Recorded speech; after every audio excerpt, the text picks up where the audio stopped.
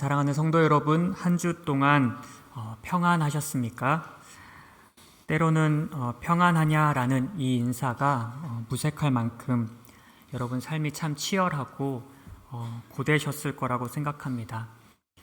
오죽하면 금요일 밤, 이 프라이데이 나잇, 한 주를 마무리하며 가장 놀고 싶은 이 시간까지도 이 자리에 오신 걸 보면은 참 겉으로는 아무렇지 않게 하루를 살아내셨지만 문득 밀려오는 그 공허함과 또 삶의 무게들 때문에 참 힘드신 분들이 많으실 거라고 생각이 됩니다.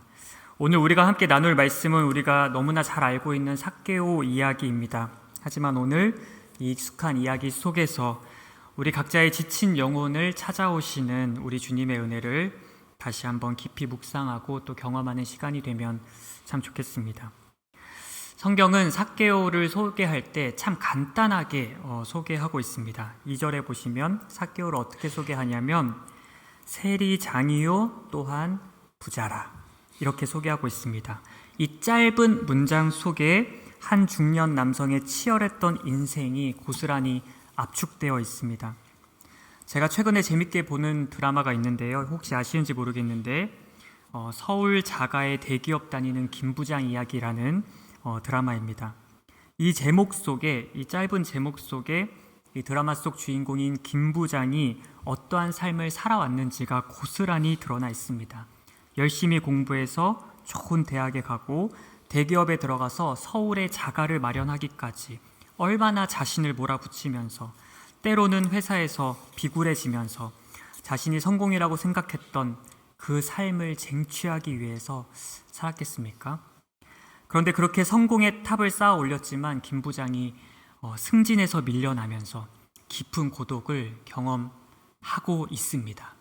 아직 결말이 안 나와서 그 뒤는 모르겠지만 삭개오 역시 삭개오를 소개하는 이 딱 두 가지 단서 세리장이자 부자라는 이 소개를 볼 때 참 그 사람 열심히 치열하게 살았겠구나라고 우리는 짐작할 수 있습니다. 여러분, 삭개오는 치열하게 노력해서 성공한 사람입니다.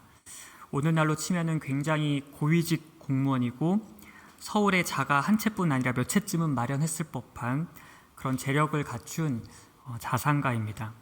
여리고라고 하는 부유한 도시에서 살았는데요. 삭개오는 이 여리고에서 성공이라고 하는 사다리에서 꽤 높은 위치에 올라 있는 그런 사람이었습니다. 그 자리에 오르기 위해서 때로는 동족들의 아픔에 눈을 감기도 했을 것이고 얼굴에 철판 깔고 과한 세금을 징수하기도 했을 것입니다. 왜 그 모든 어려움을 감당했을까요? 내가 생각하는 성공이라는 그 자리에 가기 위해서 그 모든 것을 감당한 것이죠.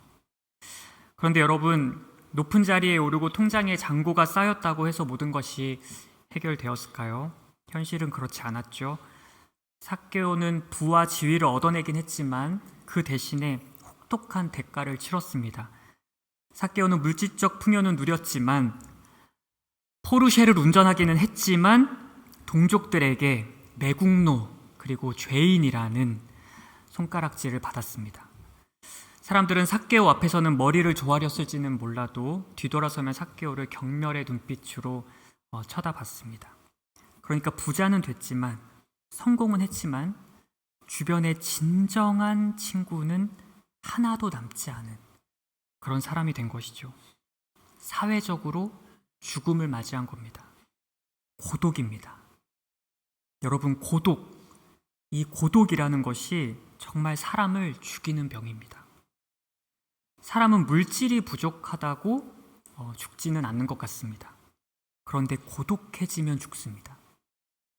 여러분, 힘든 일이 생겼을 때 진심으로 마음을 터놓고 여러분의 속을 다 드러내놓고 이야기를 나눌 친구가 주변에 몇 명 있으십니까?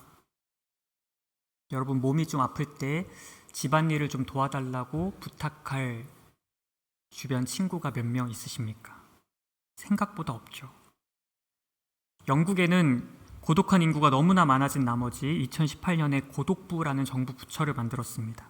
그리고 고독부 장관을 임명해서 영국에 있는 외로움 문제를 해결하도록 했습니다.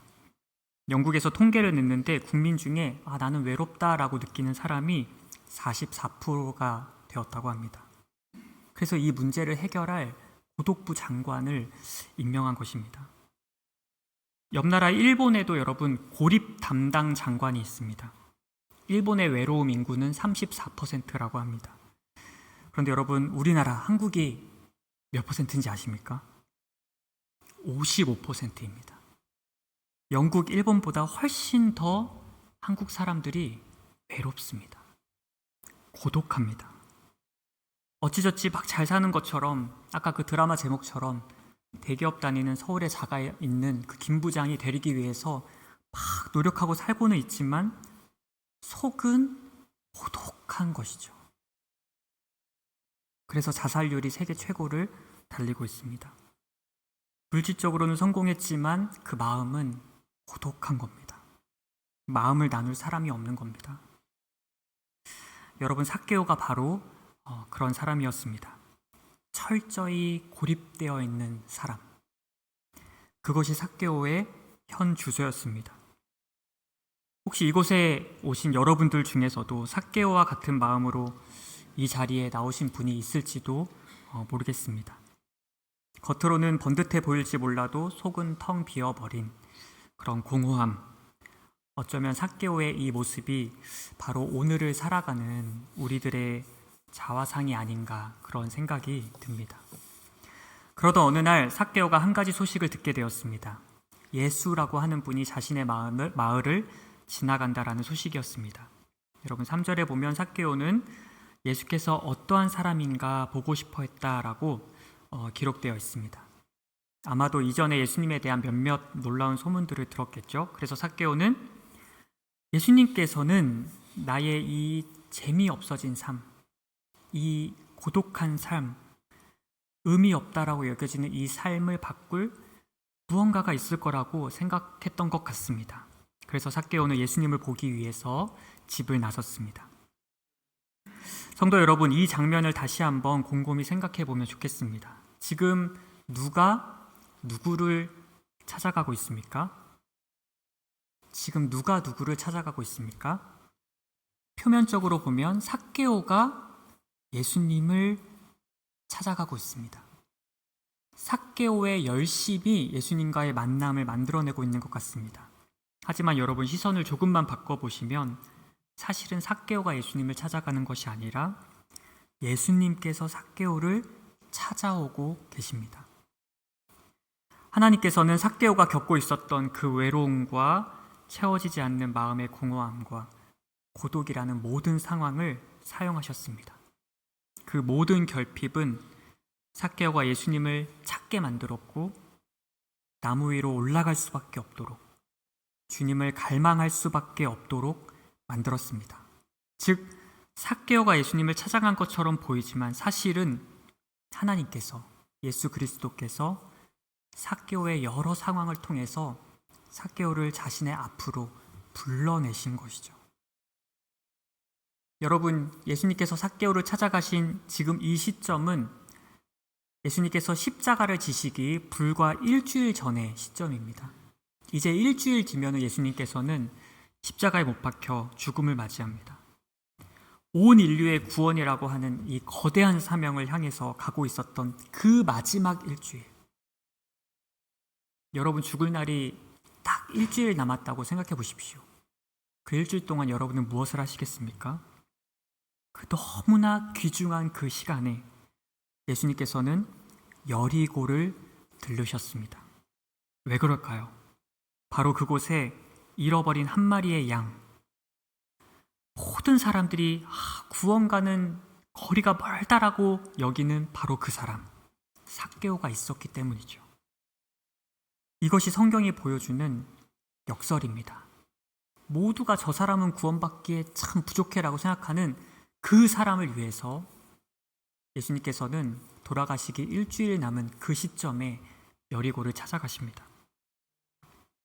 예수님의 여리고 방문은 여러분 우연한 방문이 아닙니다. 사랑하는 아들을 찾아가는 필연적인 신방이었고 수많은 군중 속에서 오직 그 잃어버린 한 사람의 이름을 부르기 위한 하나님의 작정되었던 멈춤이었던 것이죠.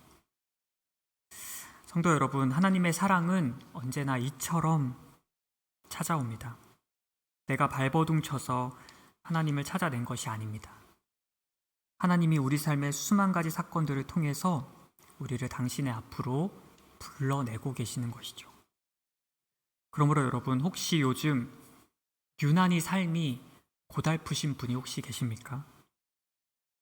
설명할 수 없는 외로움이 마음을 짓누르는 분이 혹시 이곳에 계십니까?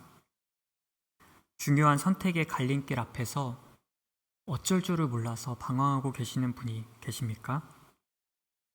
여러분 기억하십시오. 그것은 여러분을 괴롭히려는 불행이 아니고 지금 하나님께서 여러분을 부르시는 초대장과 같은 것입니다.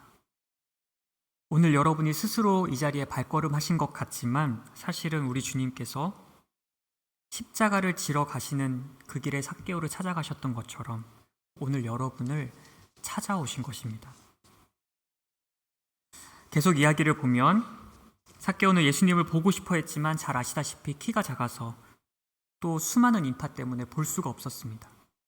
그러자 삭개오는 돌발 행동을 했죠. 체면이고 뭐고 다 내어 던지고 앞으로 달려나가서 돌무화과 나무, 옛날에는 뽕나무라고 불렀던 그 돌무화과 나무 위로 기어서 올라갔습니다.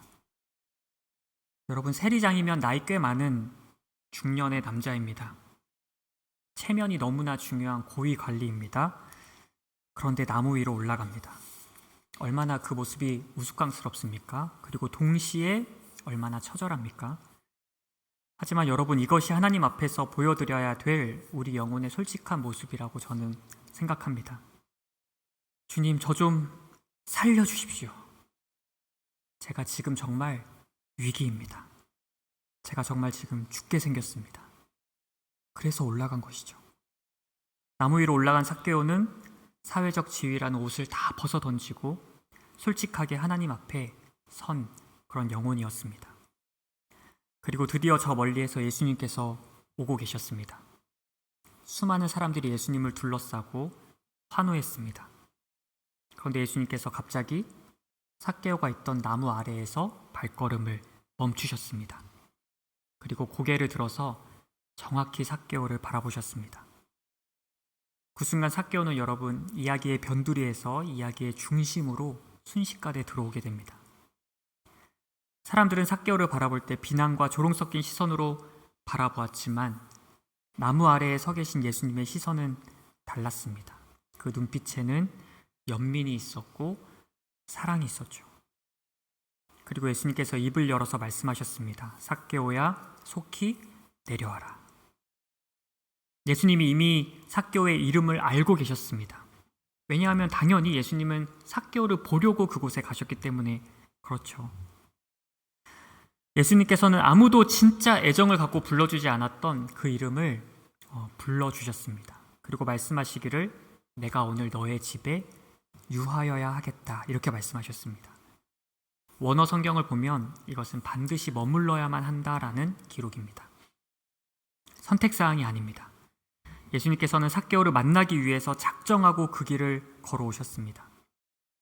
사람들은 삭개오의 집에 들어가는 예수님을 보면서 저 예수가 죄인의 집에 들어간다 라면서 수군거렸지만 우리 주님께서는 개의치 않으셨습니다.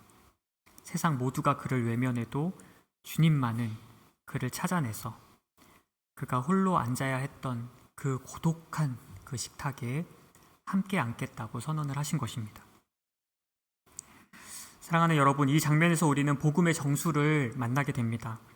삭개오가 회개해서 예수님이 그를 찾아오신 것이 아니고 삭개오가 재산을 기부해서 찾아오신 것도 아닙니다. 순서가 중요합니다. 주님이 먼저 삭개오를 부르셨습니다. 주님이 먼저 삭개오를 찾아오셨습니다. 주님이 먼저 그의 삶 속에 들어오셨습니다. 여러분, 우리는 흔히 생각하기를 내가 좀 더 괜찮은 사람이 돼야 하나님께서 나를 더 사랑하시겠지. 내가 술, 담배도 끊고 헌금도 많이 하고 성격도 좀 고쳐야 은혜 받을 자격이 생기겠지라고 생각하지만 여러분, 전혀 그렇지 않습니다. 만약에 자격 있는 사람을 찾아오셨다면 저와 여러분 중에 그 누구도 주님을 만날 수가 없을 것입니다. 예수님을 말씀하셨습니다.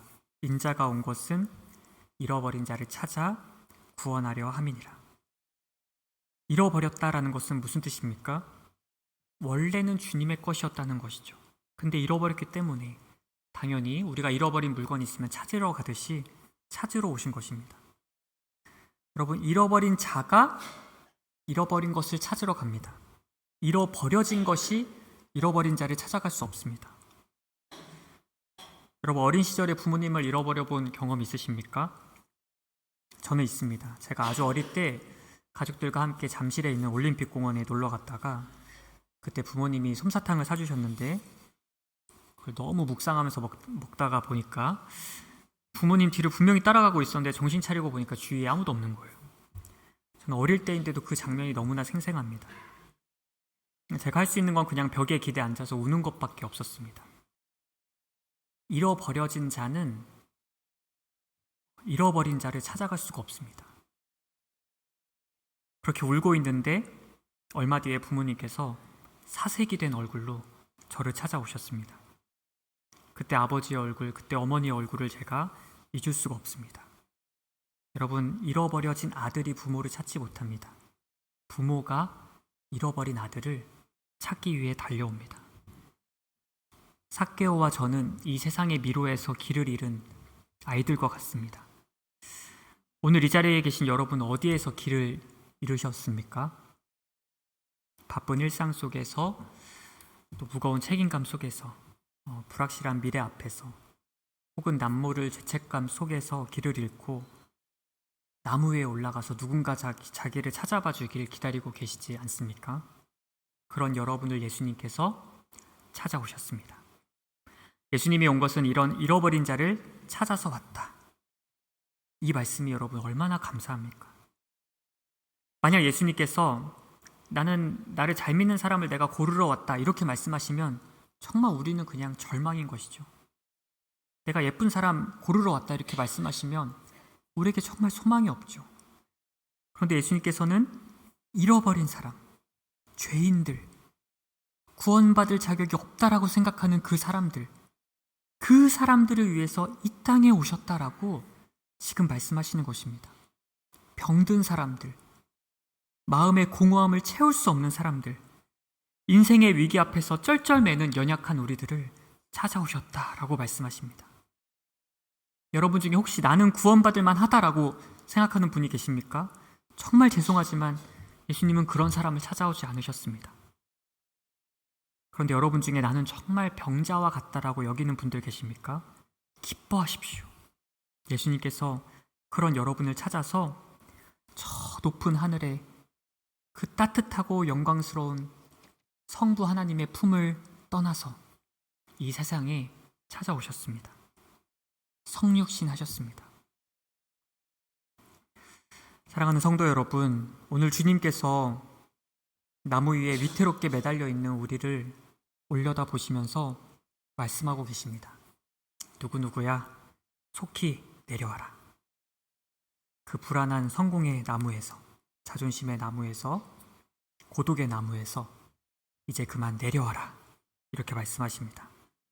내가 오늘 너의 집에, 너의 그 무너진 마음속에, 너의 그 고단한 삶의 현장에, 너가 죄를 저지른 그 현장 속에, 그 공허한 현장 속에 함께 머물러야겠다라고 말씀하십니다.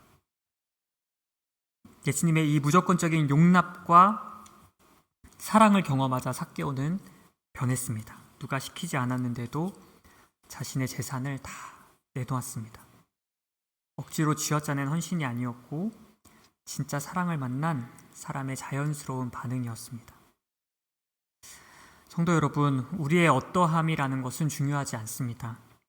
여러분이 지금까지 어떤 삶을 살아오셨든지, 얼마나 많은 실패를 경험하셨는지, 얼마나 큰 죄를 지었는지, 얼마나 망가졌는지는 주님이 찾아오시는데 아무런 장애물이 되지 않습니다. 주님은 성공한 자를 부르러 오신 것이 아니고 잃어버린 자를 찾으러 오셨기 때문에 그렇습니다.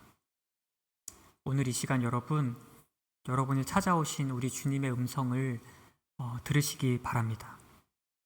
이제 그 고독의 나무 위에서, 정말 공허한 그 나무 위에서 내려와서 여러분을 찾아오신 우리 주님의 따뜻한 품에 안기시기를 바랍니다. 우리 주님의 품에 참된 쉼이 있고 그곳에 회복이 있고 또 삶의 정답이 있습니다.